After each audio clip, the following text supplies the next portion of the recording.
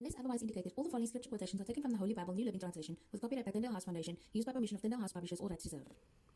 Have you thought about what happens to your data if you die in the metaverse?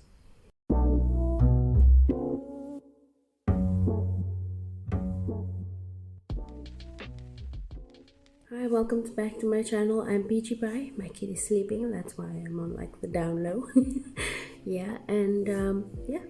You're very welcome to be here. Thank you for joining me. Today we're talking about the metaverse, and I know that everyone is saying the metaverse sucks, it looks awful, it looks like a cheaper version of Imvu or Vacant Life, if you know what those things are. And I was thinking about it, that these are characters and avatars, right? Because this is what the metaverse is. It's basically a place where you can do like real world stuff, kind of like Sims and, like I've mentioned, Imvu and Awaken Life, but you are essentially sort of in there. You're not just there to enjoy yourself and watch movies and meet with friends and things like these other social media apps, right? You're actually there to do work. So collectively, your whole life essentially could be centered around the metaverse, and lots of people have pointed out that that's really problematic and very scary, and also because of who has access to your data. And I was sitting and thinking one day, what happens when you die to your data? And is there a way that your data could be exploited or used to exploit your loved ones when you pass on? Let's take a look at a couple articles that I found talking about the metaverse and what happens when you die in the metaverse. So the first one we're going to take a look at is an article by Melbourne Joseph from South Optional titled, "If you die in the metaverse, what happens if you die in the metaverse?" Okay, so we know what the metaverse is, and we know what Elon Musk said. Well, if you don't know, Elon Musk tweeted the image which reads, "If you die in the metaverse, you die in real life," in a chain of tweets mocking Mark Zuckerberg, obviously. So everyone was just making jokes about the metaverse, right? So here we are in the paragraph that is titled, "What happens if you die in the metaverse?" The question is, what happens if you die in the metaverse? Therefore, let us assume death exists in the metaverse. We'll begin by talking about the metaverse. The metaverse is a digital simulation where people interact as avatars. You can do a whole bunch of things, yeah? So the metaverse is basically a digital world, and if you die in the metaverse, you do not physically die. Like any game, there are no real-life consequences of dying in the metaverse. It would be like a game over, right? So it says, meanwhile, Opera GX, the world's only browser for gamers, is launching the first ever Metaverse Graveyard. The idea is to bury the avatars of people who cease to be gamers due to real-life responsibilities and commitments. Users can choose a stone skin, add their friend's gaming nickname, and write a eulogy and a note and the date they were last seen online.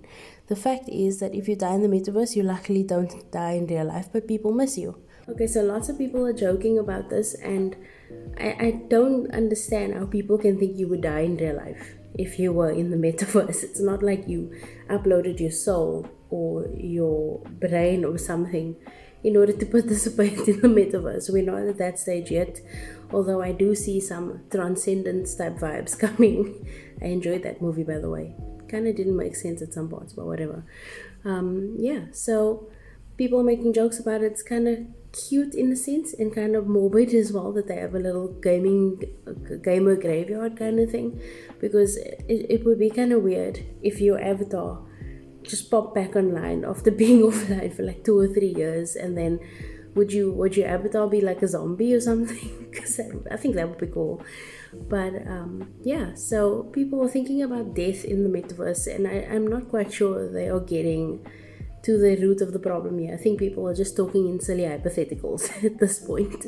So I found this article by The Next Web titled, "You Need to Start Planning for Immortality in the Metaverse." And we're going to go all the way down to like the last paragraph titled, "Replicas or Continuations of Consciousness." It seems that we want to remember our dead exactly the way we experienced them while they were alive, which includes the internet. But what do we want for our own afterlives? Do we limit ourselves by trying to freeze ourselves for digital eternity? But aren't we much more than avatars or bots? So the real question will be around what the limitations of AI in creating our digital souls are. As we experiment with increasingly sophisticated methods of digitally bringing the dead back to life, there are both risks and benefits. And the question remains how we reconcile our offline and online selves after we've passed. Some of us will never be content with interacting with a memorial page, speaking to a void that never responds.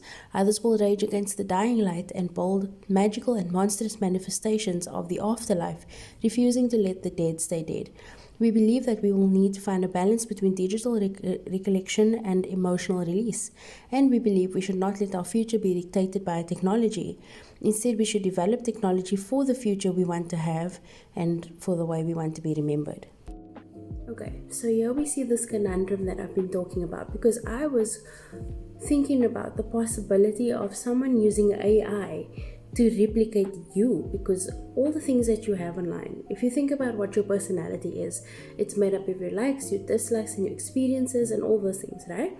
And because of social media, all of these things are available in one or two places on the net. Things we've watched are available on YouTube, and that often shapes our personality and the things that we like, the things that we do and the things that we say, because we learn from watching things. So we've got watch history on YouTube, on TikTok, on Facebook. We've posted things on Facebook about our lives, and on Instagram. All of these kind of platforms now have little pieces of us. And if all these things become integrated into the metaverse, you've basically just made yourself as a person in terms of your past experiences, right? So that becomes data then, which can be exploited.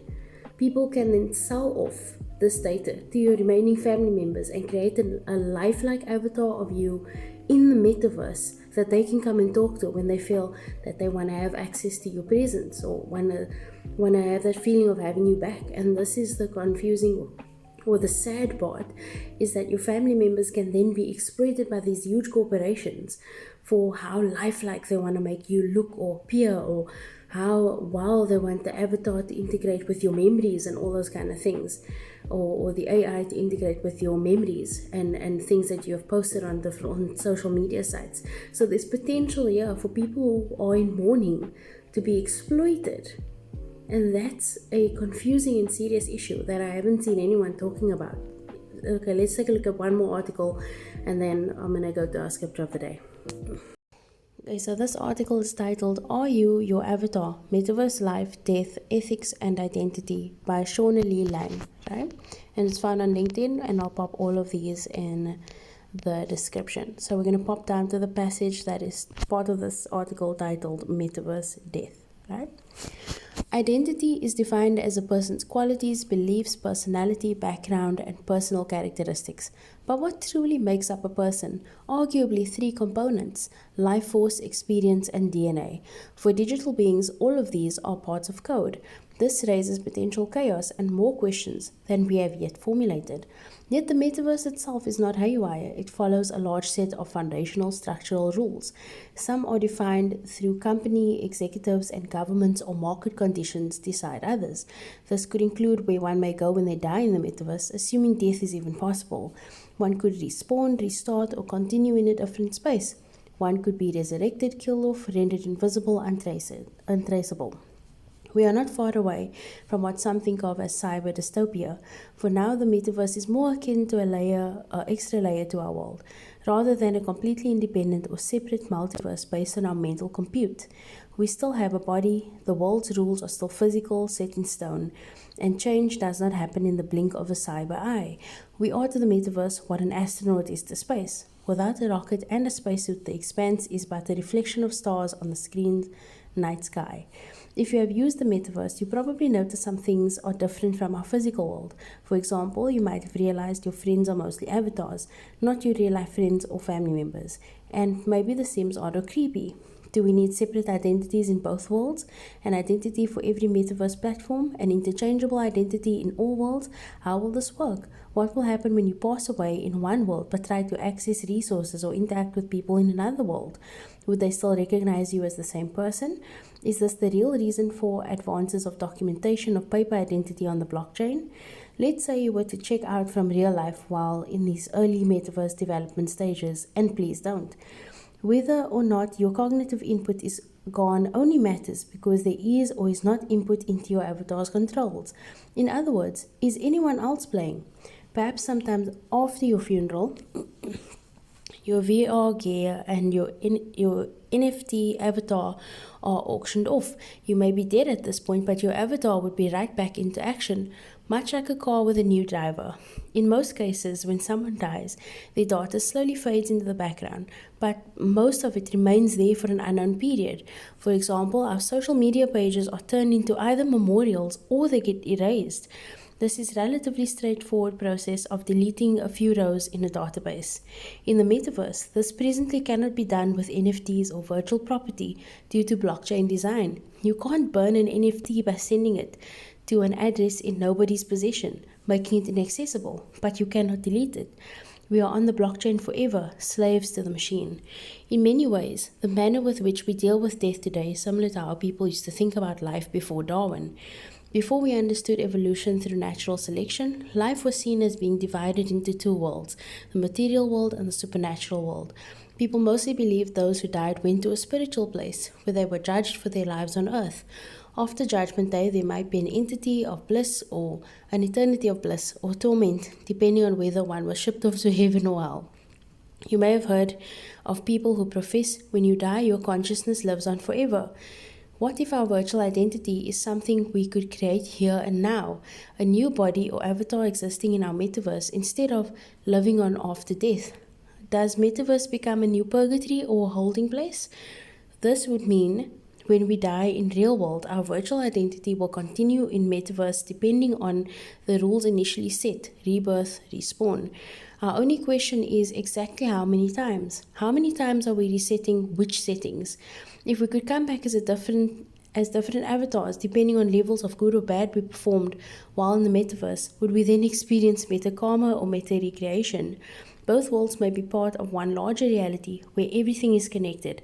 So it is possible that when one of us dies in the real world, our virtual identity will continue in the metaverse.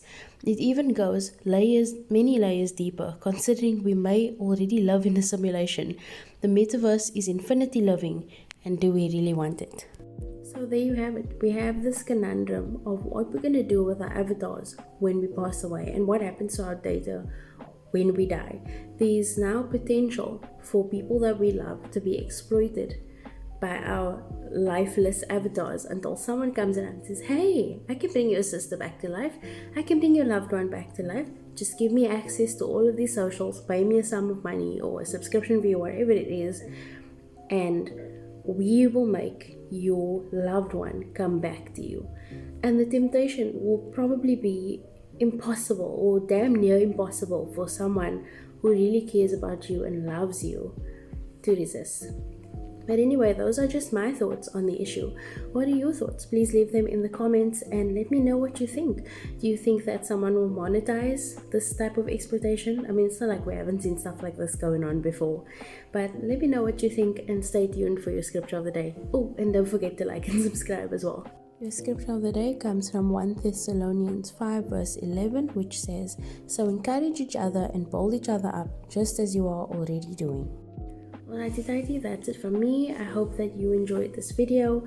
I thought it was quite interesting when I stumbled upon this topic, and I actually thought to myself, what the heck happens to my own data when I die? I mean, there's hundreds of Facebook profiles that a lot of us have started and we just left it because we forgot the passwords or forgot the emails, whatever all that stuff, and it didn't feel like doing that. So we just started a new one. And so that data isn't ever like truly deleted because you can log into Facebook, like even if you haven't in a couple of years, with your same information that you used to, meaning it's accessible and it's there.